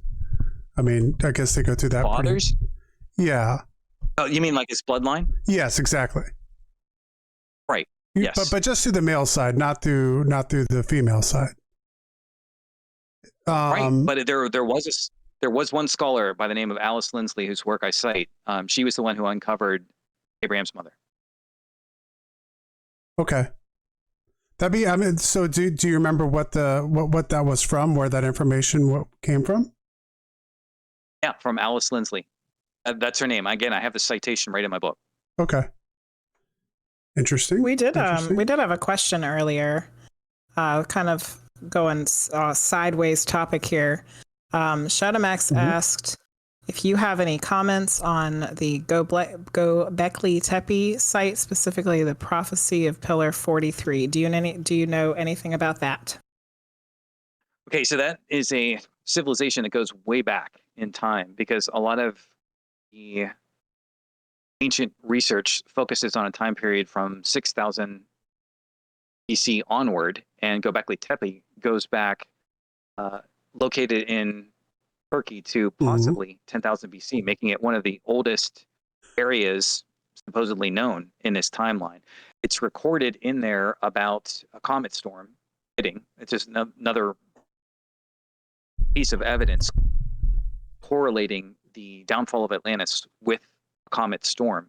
As for a specific prophecy on that pillar, no, I don't have any specific information on that. I'm just aware of that being one of the ancient colony civilizations in relation to these ancient times. Yeah, it's one of those things. It's an interesting site just because we always end up getting a little bit older than we thought we were, and that keeps happening every so often. It seems like almost weekly now we find out we're a little bit older than we thought we were. So, thank you for the question. We appreciate it. So, Abraham's mother is Horite. So that's kind of like putting that whole line in the path of the reptilians, correct? So there was a plan for world conquest that began in Sumer, and they first were thinking that the Rephaim would be the pawns to execute that. So they did a trial run with Sargon the Great, who is known in history as the creator of the first empire, and it fizzled. And I believe that it fizzled because they ran up against some of the Atlantean colonies who kicked their butt. And so he wasn't going to work. So then they were thinking, who else can we work with? And so they started switching to these Horites. Now, part of the things that's interesting about using the Horites as pawns instead of the Rephaim is how the Atlanteans are starting to merge into the story. Because, again, very fascinating stuff. You can read this in the Oerlinda book, which gets into the true origins of people like Odin and Thor, who apparently were actual people. Now, they mention that they at times acted as mercenaries for the pharaohs of Egypt, which shows how degenerate the Atlantean civilization had become. But the Atlanteans, with all of their skills, were considered largely magicians. Now, one of the more fascinating currents of history, because there's these two rivalries which we're seeing fight each other right now on planet Earth, which, again, most people are not aware of how things that happened thousands and thousands of years ago are playing out right this very moment. Yes. As Lewis Spence describes in History of Atlantis, the Druids and dark witchcraft began in Atlantis. That was part of the Atlantean cultural complex. And when things were going really dark in Atlantis and people thought, okay, this place is going to go under, we better jump off while we can. One of the places they jumped off to was the easiest place for them to jump off to in northeastern Atlantis, and that would be Ireland, which was relatively close. So the Druids and the witches and their dark traditions jumped off, went through Ireland over to the British Isles, which became a concentration point for a lot of dark forces and what we might call magicians or sorcerers or witches or whatever you might call them. Now, the Oerlinda actually backs this up, talking about how in this time frame of about 2000 BC, they would run into these people. They call them the Magi, which is kind of interesting because if you look at the word that they're using, it sounds a lot like the Magyars who showed up in Hungary. But in any event, these were people, they said they were very depressed. They never smiled. They were never happy. They were talking about all the dark forces that they could commune with and how they could cause so much damage and destruction. And so some of these Atlanteans were so sick of them, they expelled them and they put a mark on them. And where did they end up? They ended up in Britain. So it appears as if this dark tradition that fled Atlantis was headquartered for a very significant time in Britain until this reptile civilization in Sumer won the war, which I call the Reptile Cyanian War, before the first dynasty in Egypt. And after this war was fought and the Sumerians were basically ruling ancient Egypt from the shadows, the people in Britain were like, what's going on in our world? So they wanted to find out. So they were sending people down from the British Isles trying to find out who was in charge of the Great Pyramids now, who was running the show. And I believe that these actually are the Chaldeans.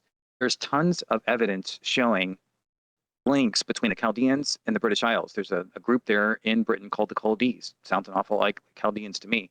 And as Bushby develops in his first book, The Bible Fraud, he shows how the Essenes have countless similarities to the Druids. It's so much so as if they're one and the same thing. And if you look at the story of Jesus, he apparently was a Druid. Tony Bushby makes that case very strongly. So it appears as if, a lot of Christianity ties to this, where there's a dark group from Atlantis that feels like they were the ones who have the right to rule the world. And there was a Sumerian group that eventually got tied to the Banksters, and they felt that they were the ones who should rule the world. And it seems like these two guys teamed up thinking, we'll wait till the end is in reach. And once we get to the finish line, every man for himself will stab each other in the back and see who comes out on top. So it seems like these two groups were allied for a very long period of time. But right now, they think that the end is in sight. The tech is so advanced. There's so many devastating weapons that can be used against humanity as a whole. And these two rivals, each feeling that they have the right to rule the rest of us, are duking it out as we speak. Well, that's very interesting. I mean, it would definitely, there's definitely things to show that right now we're definitely not in a place where you can necessarily say that isn't true, because we have lots of, we'll just say aggressive behavior that's been going on over these last few years. Yeah, and again, if you follow through hidden history from ancient times all the way up through the present, because I walk you through the whole thing from Atlantis to Sumer to Egypt to Greece to Rome to the spread of darkness out of Rome through the Holy Roman Empire and banks that were formed and connected us right up to the present day and the formation of our modern nations.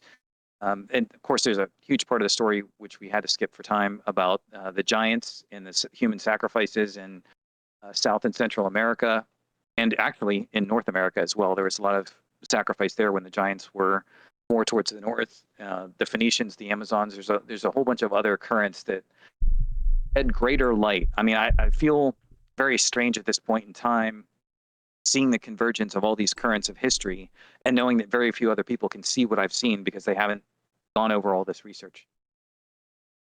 Well, let's go ahead and dive into that. Well, let's jump into something different. So we're talking about the giants. Let's talk about the giants a little bit. One of the things that you brought up earlier that I thought was interesting is the Norse talk about the giants as being something separate to themselves. There's kind of been this idea of like, the Norse being giants themselves, but when the Germanic people start going to Scandinavia and they begin to settle there, they talk about the giants that they find in the north. And then, of course, we have the giants that are talked about in the biblical sense, David versus Goliath and all that. And then we also have these myths of the giants that existed in North America that the Smithsonian has been... things have been put out that the Smithsonian has basically made giant bones and stuff disappear. So we've talked a little bit about the giants tonight and the formation, but did we have giants essentially like on every continent, and what was going on with the giants? Okay, so one of the most significant science experiments that people don't know, which should be everyday knowledge, but because oxygen is such a powerful healer when used correctly, this is just another part of suppressed information. So I mentioned the book Suppressed Inventions and Other Discoveries, which got me started looking at a lot of different things off the beaten path. One of the chapters in there was on oxygen therapy. So I actually knew somebody who came to me and said, you can have all my possessions next, I'm going to die. And I said, whoa, that's pretty terrible. Can't the hospital help you? And he said, no, none of them have any idea what's going on. I said, well, I just finished doing all this research onto fantastic healing technologies. One of them is oxygen. Would you like to try something? And he said, well, you're the science guy. You tell me what to do. I can barely think. So we worked with that, and then he recovered and got extremely well. And after that, people were asking me more questions about oxygen therapy and how it worked and everything. And so I said, yeah, well, one of the different ways that you can work with oxygen is with an ozone generating machine. So the you have an ozonator that'll generate ozone gas, and it can be run through a rubber hose, and the bubbles will diffuse in the water, and you can ozonate water and drink that. So one of the colleagues said, "Oh, that's really interesting, because I have fish, and I think it might be interesting if I could oxygenate their water." And I said, "Yeah, that sounds great. The fish would probably love it." So a few months later, we're talking to him, and he says, "You won't believe what I saw in my fish tank." So, okay, well, you tell us what happened. And he said, "Well, there was a bunch of newborn fish, and I was just really curious about the impact of oxygen on these fish. So what I did is I took fish that were all born at the same time, and I split them into two different tanks. One tank was a traditional tank, just like all the other fish tanks I've ever had in my life. But the other one had a fish stone where the ozone was being bubbled into the water. And guess what happened? All the fish that were in the other container, the one that was getting the ozone and the oxygen, were twice the size of Wow. all the other fish. Now, what does this mean? We know in the ancient past, there were a lot more trees. And we know that there was a lot more oxygen. As a matter of fact, the oxygen level on ancient Earth was probably about 46%. We have put so much pollution into our atmosphere that the oxygen levels have plummeted. Some areas they're 20%. I think there's like some parts like Indiana or something where it's down like 11% or something like that. We have killed off Sorry, most of the Indiana. oxygen. We have killed off so much oxygen in our atmosphere that we're becoming smaller because of it. So basically what happened is that almost every single species was larger in the ancient past. It wasn't just that there were giant pledians or giant cyanians or giant reptiles. Almost everything was giant. In Sea of Slaughter by the naturalist Farley Mowat, he tells an interesting tale about lobster. So what was his interesting tale about lobster? Well, when they first started harvesting the lobster from the sea and bringing them to shore for people to eat, they could fit two per container. So I think it was like maybe one per container, and then the same size container could hold two, then four, then eight. I mean, over time, lobster were shrinking, and we saw this with virtually every other animal species. There was overfishing, there was pollution, there was whatever. The animals were simply not reaching their full potential. But a lot of it does really get back to the simple idea of oxygen. If you have a healthy environment with a lot of oxygen, you're going to grow huge. So tons of the species grew huge, mainly because of the oxygen. Yeah, well, it's not that. I mean, we go back just to the last ice age in the megafauna, woolly mammoths and saber-toothed tigers and all kinds of giant things that were creeping and crawling just 10,000 years ago.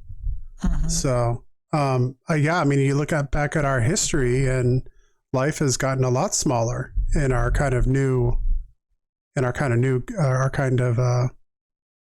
new attempt or go at it here. This latest go around. And again, yeah, and it also depends on the nutrients that are available too. I mean, it's not just genetics all the time, and that's part of my work that gets into the origin of species, which we haven't gotten into. But nutrition plays a vital role.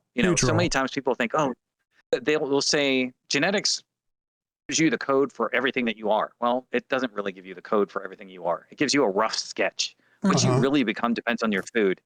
As an example of this, in my health research, one of my sources is DC Jarvis. He was a practicing physician, and his area of practice was the state of Vermont in the United States.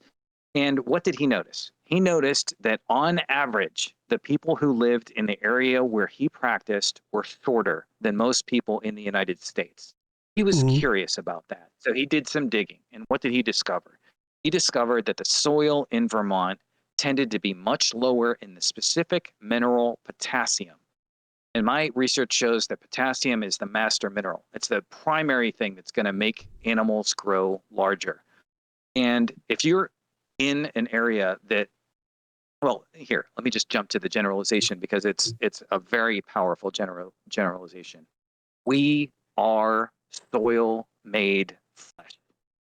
All across the planet Earth, you become what your soil is, because the soil is what grows your food. So the mineral content in that soil, you become a reflection of that.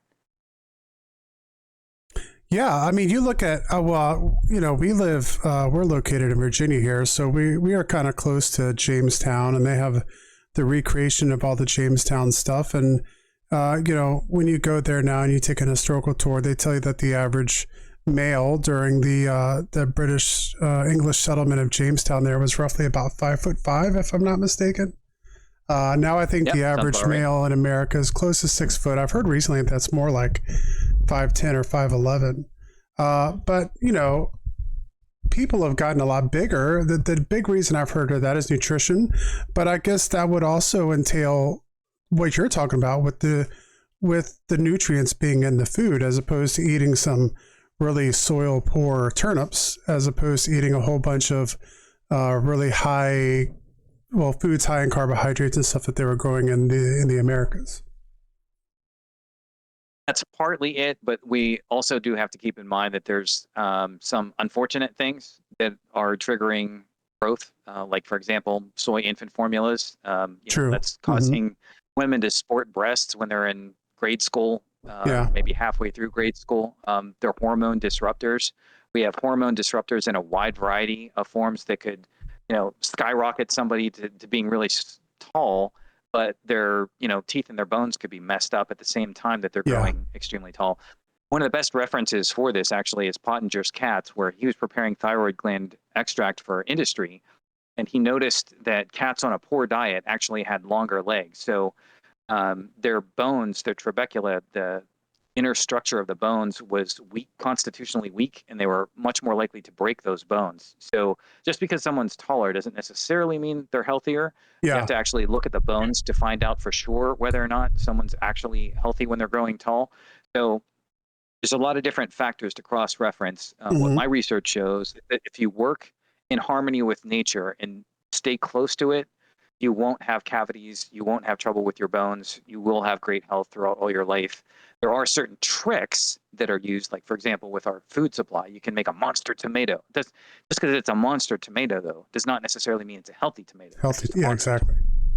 Yeah, that makes a lot of sense. And, I guess with, there's also other things like the hormones that are being put in meat and stuff like that. I'm sure that's having a negative effect on how people are being healthy, and especially in the United States, I'm sure. Yes, absolutely. But again, just to mention my health research quickly in that regard, if we want to have a strong foundation for our bodies, our fitness, and our minds, then we should just work with nature and natural foods, because it has been proven quite conclusively that we can be rid of pretty much 99% of all traditional disease. I have to say that now when I do podcasts. I have to say traditional disease. I have to say traditional allergies, because during the past several years, it's really come to light that so much pathology has nothing to do whatsoever with anything. It's natural. It's being whipped up in a lab. It's being, dropped from a plane. It's being broadcast from an EMF tower. So in any case, if you stay close to nature, you will be in great health, assuming that the runaway tech doesn't become so runaway that it just blasts us out of existence. We're at a very scary time of what's called transhumanism. There's actually a lot of, believe it or not, reptilian DNA mysteriously being inserted to us. To anyone who wants to follow that particular trail, look up the research of Dr. Brian Ardis, who talks a great deal about how a certain group of people thought it would be just a wonderful idea to find all the different ways that we can take poisons and toxins from snakes and turn them into therapeutic drugs. This is a huge thing that's going on right now. People might be stunned to know how many drugs are on the market right now. I've never used a prescription drug in my entire life. I probably never will. But for those who do, take a close look. You might be taking snake venom. Yeah, well, yeah. The pharmaceutical industry definitely a big discussion that can be had there, which is maybe something we can talk about if you would like to come back on again. We're not quite at 10 o'clock, but we're getting pretty close there. I want to allow anyone else who has any questions to go ahead and put those in chat. If there's anything you want to discuss or ask about that we talked about tonight, feel free to highlight that though in chat, and we'll get those questions for you. I wanted to give you one more chance, Jenny. I know I've been asking a lot of questions. Is there anything you wanted to ask before we start heading towards the final hour here, the top of the hour? I mean, my list of questions pretty much would be, I think the majority of them would be a whole episode by themselves. So I'm afraid to ask anything. Then we'd be here till